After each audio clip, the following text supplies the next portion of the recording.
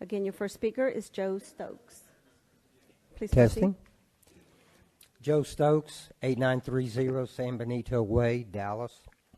This information has been presented to you multiple times. The product you purchase from Mosaic and then add to our drinking water is not sodium fluoride, stannous fluoride, or any pharmaceutical grade fluoride, but is fluorosilicic acid. Fluorosilicic acid is a toxic waste byproduct that is produced in the United States by various chemical companies. It represented such a health hazard to human beings that it is regulated by the EPA, the Environmental Protection Agency, and must be disposed of as a toxic waste. And yet, municipalities such as Dallas throughout the United States actually purchase this product and then drip it into the public water supply and simultaneously call it fluoride. All of this is done under the guise of distorted scientific evidence that claims that mass consumption of fluorosilicic acid somehow improves the dental health of Americans. And yet there is no credible evidence that this is the case. All of the evidence cited by the EPA, the American Dental Association, and dentists has been fraudulently concocted and, quite frankly, is decades old. Across America today, you see the effects of mass fluoridation all around you. You see children with darkened stains on their teeth from fluoridosis. You see elderly people breaking their bones because of fluoridation of the water supplies contributes to brittle bones. You see children with behavioral disorders that are multiplied by the effects of lead in their bloodstream, and lead uptake is enhanced by the presence of fluoride in public water. You also see a great number of neurological disorders in the U.S. population. You see problems with migraine headaches, clinical depression, dementia, and Alzheimer's. And there's a very strong link between these diseases and the long-term consumption of fluoride in the public water supply. Beyond all this, there's the important question of why dentists, public health officials, think that public water supply is an acceptable medium through which to mass medicate the U.S. population in the first place. It is forced medication that has no consideration for the nutritional choices made by individuals who might be drinking that water. Some individuals might be using fluoridated toothpaste, and thus if they're drinking fluoridated water, they could easily be getting too much fluoride and suffer from fluoridosis. Fluoride chemicals combined with other water additives pull health-damaging lead from plumbing systems into drinking water. According to the University of North Carolina, researchers reported a North Carolina newspaper in 2005, fluoride is added to the water supplies to prevent cavities, not purified as some believe. A combination of chloramines and fluorosilicic acid, especially with extra amounts of ammonia, leaches lead from meters, solder, and plumbing systems. Thank you. Your next speaker, Marjorie Stakely. Marjorie Steakley, 1500 North Garrett Avenue, apartment 314-75206.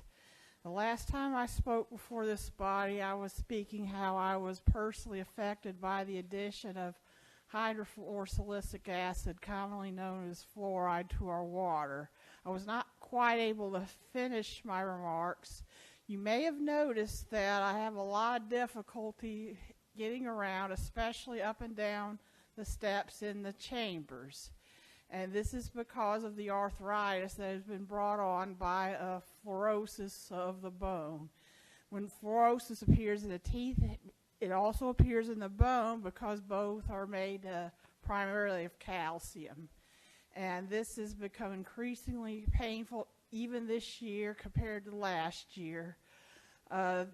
I mentioned last time that I have been having trouble sleeping. Last night I was not able to get to sleep until 6 a.m. And so I'm barely conscious sitting here or standing here trying to speak before you. The previous speaker and the last agenda item referred to the field of environmental justice, or EJ for short. An issue that came up repeatedly was the food deserts.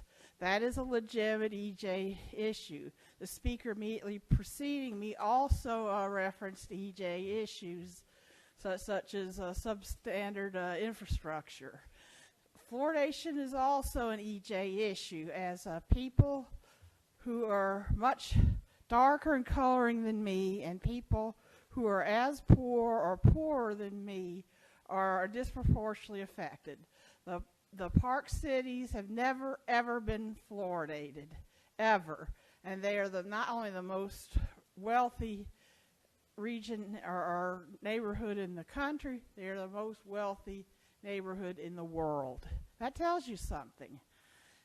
You've heard over the past few years, many people testify on this subject. It is time to leave dogmas presented by polluting industries decades ago behind. Real science is about change. It is not about dogma. It is about overcoming dogmas that are repressive and that have been inherited from the past and moving forward with new knowledge. And I deeply, and not only that, many people who look much darker than I have spoken to me personally about this issue, and I'm also speaking on their behalf because for want of a certain privilege, they are afraid to speak out themselves. Please discontinue fluoridation. Thank you. Thank you. Bob Smiley. Mr. Smiley will be followed by Sean Jones. My name is Bob Smiley. I'm a resident of Duncanville. Duncanville gets their water from Dallas. Mayor, I hope you have watched the documentary, Fluoride, Poison on Tap, that was given to you this past May of this year. If you watch this documentary, you have learned that fluoride, the product that Dallas purchases from Mosaic, is poison. That this fluoride that is called safe and effective is really not safe and effective.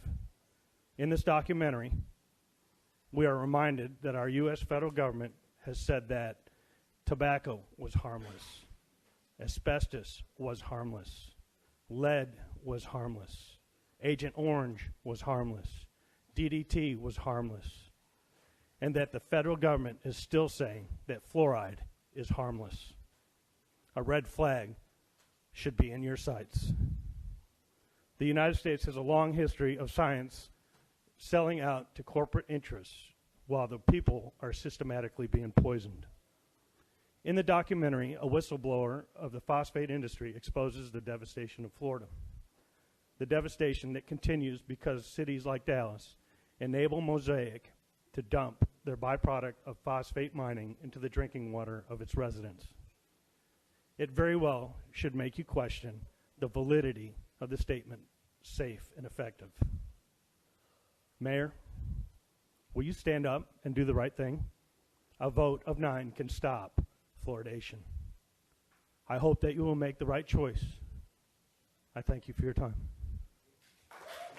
Thank you. Sean Jones.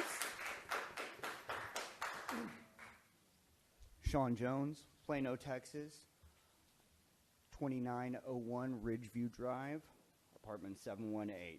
I am currently the nominee for the Libertarian Party for District 67 for the State House of Representatives, which overlaps with District 12, Ms. Grayson's district. I'm here to talk about water fluoridation. Last month, I talked about individual rights and individual consent. This month, I'm going to talk about the Lancet Journal, one of the most well-respected medical journals in the world, 200 years old. In 2006, released numerous reports that fluoride causes cognitive disorders, exacerbates ADD, ADHD, dyslexia, and also exacerbates autism and Asperger's. In 2012, the Harvard School of Public Health, in conjunction with the Chinese Medical University of Shenyang, did 27 individual studies on water fluoridation. Across the board, categorically, every time it came up that fluoride reduces IQ. It causes cognitive disability, cognitive inability to grow and mature in children.